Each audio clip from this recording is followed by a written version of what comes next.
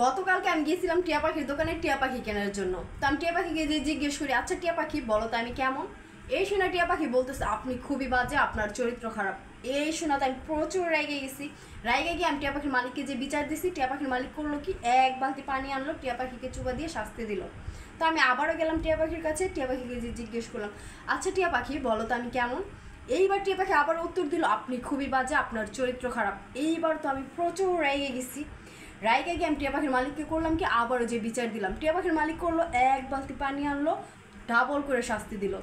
এইবার টিয়া পাখি খুবই শান্তশিষ্ট নীরব। এইবার আমি টিয়া পাখিকে বললাম, আচ্ছা টিয়া পাখি তুমি নির্ভয়ে আমার একটা প্রশ্নের জবাব দাও। তো আমি টিয়া পাখিকে প্রশ্ন করলাম, আচ্ছা টিয়া পাখি একটা রুমে আমি যদি একজন পুরুষ নিয়ে ঢুকি তাহলে সে আমার কি হয়? এই শোনা টিয়া পাখি বলতেছে আপনার বাবা হয়। আর যদি দুইজন পুরুষ নিয়ে ঢুকি, একজন আপনার বাবা হয়, একজন আপনার স্বামী হয়। আর যদি তিনজন পুরুষ নিয়ে ঢুকি, একজন আপনার স্বামী হয়, একজন আপনার বাবা হয়, একজন আপনার ভাই হয়। তো আমি আবার জিজ্ঞেস করলাম, যদি চারজন পুরুষ নিয়ে ঢুকি? এইবার টিয়া পাখি বলতেছে, ওস্তাদ পানি লন, আগেই কইছিলাম এই মেয়ের চরিত্র খারাপ। ওই তো সেই দিন আমার বান্ধবী দৌড়ায় খালি পায়ে ক্লাসে ঢুকছে। এই দেখে স্যার জিজ্ঞেস করতেছে, আরে আরে তুই খালি পায়ে আসছিস কেন, কি হয়েছে? এই শুনে আমার বান্ধবী বলতেছে, স্যার খালি পায়ে আসবো না, আমার আব্বু আম্মু ঝগড়া লাগছে। ঝগড়া লাগছে কি হয়েছে? খালি পায়ে আসার সাথে তোর আম্মু আব্বু ঝগড়ার সম্পর্ক কি? এই শুনে আমার বান্ধবী বলতেছে, স্যার সম্পর্ক আছে না, আমার এক জুতো আমার আম্মার হাতে, এক জুতো আমার বাপের হাতে। পাশের বাসার এই মোটা ভাবি ওই দিন করছে কি, ছাদে ওইটা সেলফি নিতেছে, এক এক সেলফি নিতে নিতে একশো ধপাস করে নিচে পড়ে গেছে। 10 তলা থেকে একেবারে নিচে পড়ছে। নিচে পড়ার পর হয়েছে কি, 10-12 জন তার ধৈরা টাইনা হেসরা হসপিটালে নিয়ে গেছে। হসপিটালে নেওয়ার পর সে 3 দিন পর তার জ্ঞান ফিরছে। জ্ঞান ফেরার পর সে তার হাজবেন্ডকে বলতেছে, জান এইবারের মতো বেঁচে গেছি। এই শোনা তার জামাই বলতেছে, জান তুমি তো বাইচা গেছো, তুমি যে 5-6 জনের উপর পড়ছো একজনও বাঁচে নেই।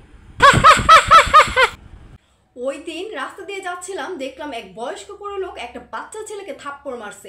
এই দেখে আমি কাছে যেয়ে জিজ্ঞেস করলাম, চাচা আপনি এই বাচ্চা ছেলেকে মারছেন কেন? এই শোনা চাচা বলতেছে, মারবো না, ও আমার পায়ে পাড়া দিছে। তো আমি বললাম, বাচ্চা মানুষ পায়ে পাড়া দিছে, বুঝাইবেন, বুঝাইলেই হয়, মারা লাগে?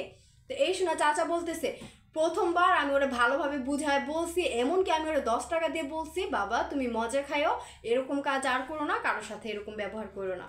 এরপর থেকে ও করছে কি, ও বারবার এসে আমার পায়ে পাড়া দিতেছে 10 টাকার লোভে। এই যে বর্তমানে শাহবাগে যে আন্দোলনগুলো হচ্ছে, এর মধ্যে যদি ইঁদুররা যে আন্দোলন করতো তাহলে কি নিয়ে করতো বলেন তো? এই যে এই মোবাইল ফোন নিয়ে করতো। কারণ যবে থেকে এই মোবাইল ফোনে পড়ালেখার সুযোগ সুবিধা হয়েছে, তখন থেকে ওরা আর বই পুস্তক কাটার সুযোগ পাচ্ছে না।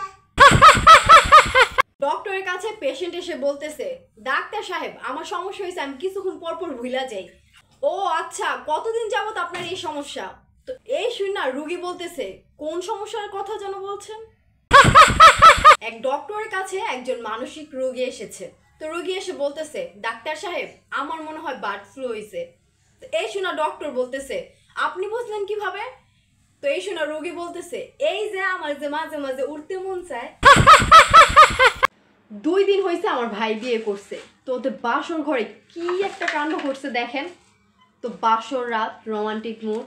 তো ভাইয়া ভাবি দুজনে কথা বলতেছিল, এমন এক মুহূর্তে ভাবি করছে কি, একটা গ্যাস ছেড়ে দিছে। তো ভাবি অনেক লজ্জা পাইতেছিল। তো লজ্জাটা কাটায় ওঠার জন্য, বিষয়টা ইগনোর করার জন্য ভাবি ভাইয়াকে প্রশ্ন করতেছে, আচ্ছা তোমরা জানি কয় ভাই বোন? তো এই শোনা ভাইয়া বলতেছে, আসিলাম তো 7 জন, যেই জোরে ছাড়ছো এখন দেখা লাগবো কয়টা বাচ্চা আছে। পাশের বাসার ভাই সারাক্ষণ খবরের কাগজ হাতে নিয়ে ব্যালকনিতে বসে থাকে। তো ভাবি করলো কি, রোমান্টিক মুডে তার কাছে যেয়ে বলল, ইস আমিও যদি খবরের কাগজ হতাম, সারাক্ষণ তোমার হাতে থাকতাম। এই শোনা ভাই বলতেছে, হ্যাঁ ঠিকই বলেছ, তাহলে প্রত্যেক দিন আমিও নতুন নতুন পেতাম।